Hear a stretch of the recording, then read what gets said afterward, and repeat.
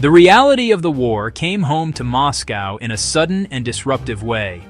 On what began as an ordinary night, large parts of the Russian capital and surrounding regions were plunged into darkness. This was not a random power failure. This was the result of a large-scale, coordinated attack that brought the conflict to the doorsteps of millions of Russians. At the heart of the chaos, the city's sprawling metro system ground to a halt.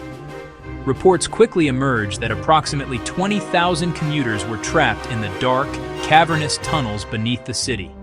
Emergency services were dispatched to undertake a massive and complex evacuation, a stark and visible sign that the war, for so long a distant reality for many in the capital, was now undeniable and immediate. The primary cause of this widespread disruption was a massive wave of Ukrainian drones. These strikes, one of the largest of the war, were not aimed indiscriminately. They targeted critical infrastructure, specifically Russia's energy and fuel networks. Power stations were hit, homes, businesses, transport systems. Simultaneously, other drones struck a major fuel pipeline system near Moscow. The message from Kyiv was clear and direct. The infrastructure that powers Russia's war machine is now a primary target. The sheer scale of the operation was unlike most previous attacks. According to various official and analytical sources, the wave of strikes involved an estimated 700 drones, 800 drones launched over a short period. This represents a significant increase in Ukraine's capacity for massed drone warfare. By launching such a large number of drones simultaneously, Ukrainian forces aimed to overwhelm Russia's air defense systems.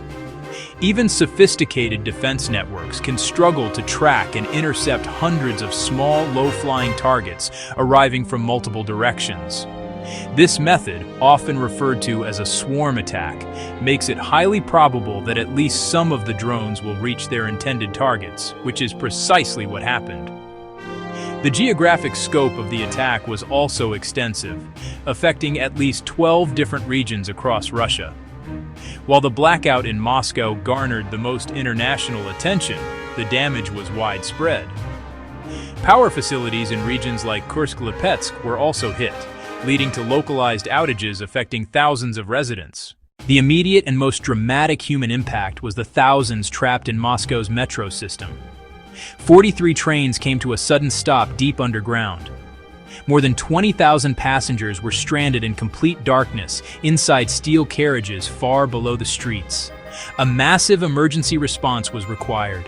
Fire crews, rescue teams walking dark tunnels on foot to reach stranded trains.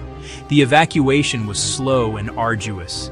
People guided along the tracks to the nearest station, often using only the light from their phones.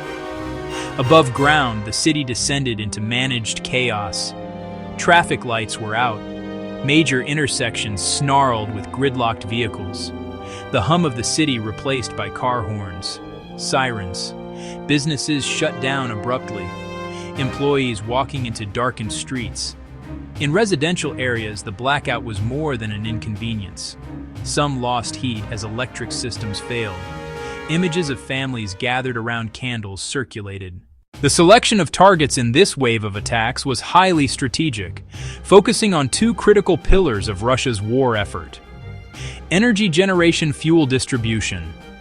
The strikes hit at least 5 major power stations, some located deep within Russian territory. These facilities are key nodes in the national grid, supplying electricity not only to civilian areas, military bases, command centers, factories that produce weapons, factories that produce ammunition. By taking these power stations offline, Ukraine aims to create a cascading effect, disrupting the entire military-industrial supply chain. The estimated loss of 5,000 megawatts of generating capacity is a significant blow, representing enough power for millions of homes or dozens of large industrial complexes. One of the most significant targets was the Tsavo oil pipeline system, a critical piece of infrastructure located near Moscow.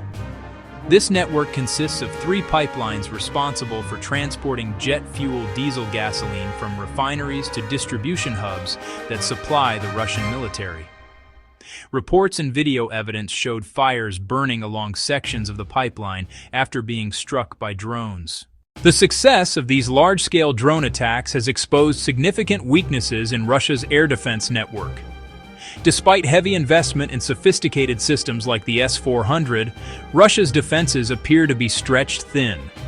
They're designed to counter large, high-altitude threats, bombers, ballistic missiles, not swarms of small, low-flying drones. These smaller drones have a low radar cross-section, making them difficult to detect. Launched in massive numbers from multiple directions, they can saturate and overwhelm defenses, allowing many to slip through the net. Russia's vast territory makes full air defense coverage impossible, creating vulnerabilities Ukraine is exploiting. Sanctions create a deeper problem: Russia's ability to repair and maintain its energy infrastructure. Many power plants and nearly all of its Chak-34 major refineries were built with Western technology and components. Sanctions have cut off legal supplies of essential spare parts, turbines, compressors, advanced control systems.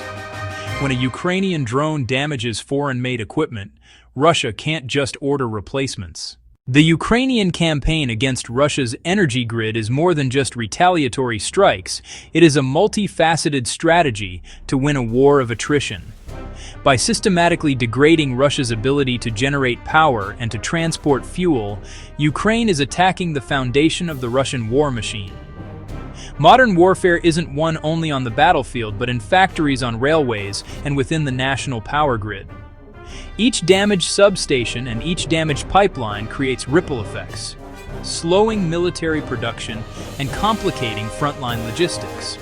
It's a long-term effort to exhaust Russia from the inside out. There's a powerful psychological layer too. Blackouts and other disruptions make the war feel immediate to ordinary Russians. Kremlin propaganda paints Russia as an impregnable fortress. As the harsh Russian winter approaches, the stakes of this energy war are set to rise dramatically. Colder temperatures will place immense strain on Russia's power grid. Demand for heating soars, demand for electricity soars. Continued Ukrainian strikes during this period could lead to prolonged blackouts and freezing conditions, creating a humanitarian challenge, testing the resilience of infrastructure and population. The psychological impact of losing heat, losing light during the darkest months could be profound, potentially fueling public discontent. The coming winter will test Russia's ability to defend its home front, while sustaining military operations in Ukraine. The central question: can Russia repair damaged infrastructure faster than Ukraine can attack it? Frequent drone strikes, sanctions. Induced shortage of spare parts creates a formidable challenge for Russian engineers. They face a relentless cycle of damage and repair, a war of attrition fought with technicians and with supply chains.